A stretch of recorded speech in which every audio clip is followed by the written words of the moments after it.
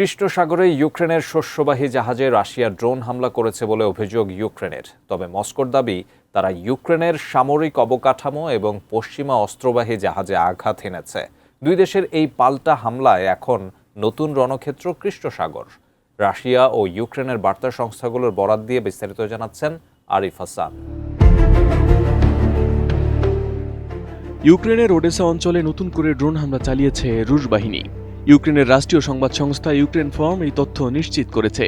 তাদের প্রতিবেদন অনুযায়ী বৃহস্পতিবার একটি বেসামরিক পণ্যবাহী জাহাজে আঘাত এনেছে রাশিয়ার ড্রোন। জাহাজটি লাইবেরিয়ার পতাকা বেষ্টিত ছিল এবং ভুট্টা বোঝাই করতে যাচ্ছিল বলে জানিয়েছে ইউক্রেন ফর্ম। কিয়েভের দাবি, শস্য করিডোর দিয়ে যাওয়ার সময় এই হামলা চালানো হয়। অবশ্য আগুন দ্রুত নিয়ন্ত্রণে আনতে সক্ষম হয়েছেন জাহাজের নাবিকরা। তবে এই ঘটনায় কোনো হতাহতের খবর পাওয়া যায়নি। ক্ষতিগ্রস্ত জাহাজটি নিরাপদে গন্তব্যে পৌঁছাতে সক্ষম হলেও বন্দর এলাকায় সাধারণ মানুষের মধ্যে আতঙ্ক ছড়ায়। আমি বুঝি নির্মাণের শিল্প, সালাম স্টিল বোঝে ডিউরেবিলিটি। সালাম স্টিল, মোস্ট ডিউরেবল স্টিল। এদিকে রাশিয়ার পক্ষ থেকে সম্পূর্ণ ভিন্ন দাবি করা হয়েছে। রুশ সরকারি সংবাদ সংস্থা তাস তাদের প্রতিরক্ষা মন্ত্রণালয়ের বরাত দিয়ে জানায়, ইসমাইল বন্দরে একটি রেল স্টেশনে সফল হামলা চালিয়েছে তাদের ড্রোন। ওই স্টেশনটি ইউক্রেনীয় সেনাদের সামরিক সরঞ্জাম ও জ্বালানি পরিবহনে ব্যবহৃত হতো। এছাড়া নিকোলায়েভের কাছে দুটি টাগবোটেও আঘাত হানার দাবি করেছে মস্কো। রুশ বাহিনীর মতে এই নৌযানগুলো ইউক্রেনে পশ্চিমা অস্ত্র বহনকারী জাহাজকে পাহারা দিচ্ছিল।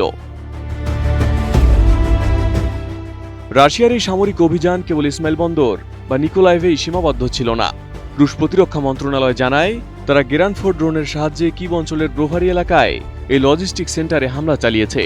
আগের দিন ওডেসা বন্দরে সামরিক পণ্য খালাসের সরঞ্জাম ও জ্বালানি ট্যাঙ্কেও আঘাত করা হয়। এছাড়া ওডেসা ইউক্রেনীয় বাহিনীর একটি মেরামতকারী ট্রেন এবং রেল ইঞ্জিনও ধ্বংস করা হয়েছে বলে দাবি করেছে মস্কো। সেই সঙ্গে নিকোলায়েভ অঞ্চলের ওচাকোভ বন্দরে ইউক্রেনের একটি টহল জাহাজে হামলা চালায় রুশ বাহিনী। খার্কিভ অঞ্চলে ইউক্রেনীয় ব্রিগেডের সামরিক ঘাঁটিতেও বোমা হামলা চালানোর দাবি করেছে রাশিয়া।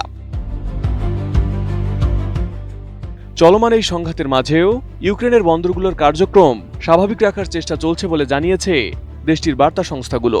কিয়েভের স্থানীয় প্রশাসন জানায়, ক্ষতিগ্রস্ত অবকাঠামো মেরামতের কাজ দ্রুত এগিয়ে নেওয়া হচ্ছে।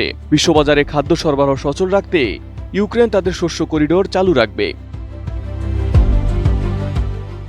ইউক্রেনীয় গণমাধ্যমের মতে, সম্প্রতি ইসমাইল বন্দর এলাকায় পানামার পতাকাবাহী একটি জাহাজ বেশ ক্ষতিগ্রস্ত হয়েছে। সেখানকার একটি জেটি, বার্জ এবং বন্দরের ভারী যন্ত্রপাতিও হামলার শিকার হয়। যুদ্ধের এই তীব্রতা দুই দেশের বেসামরিক অর্থনীতিতে বড় আঘাত হানছে। এর ফলে ইউক্রেনের শস্য রপ্তানি ও সামরিক সরবরাহ বড় বাধার মুখে পড়তে পারে। অন্যদিকে রাশিয়া তাদের সামরিক অভিযান আরও জোরদার করার ঘোষণা দিয়েছে। কৃষ্ণ সাগরে দুই পক্ষের পাল্টাপাল্টি অবস্থানে বিশ্ব শস্য বাজারে বড় ধরনের অস্থিরতার আশঙ্কা তৈরি করছে বলে জানিয়েছেন বিশেষজ্ঞরা, যার প্রভাব পড়তে পারে বাংলাদেশের খাদ্য নিরাপত্তায়ও। Desk report, ATN news.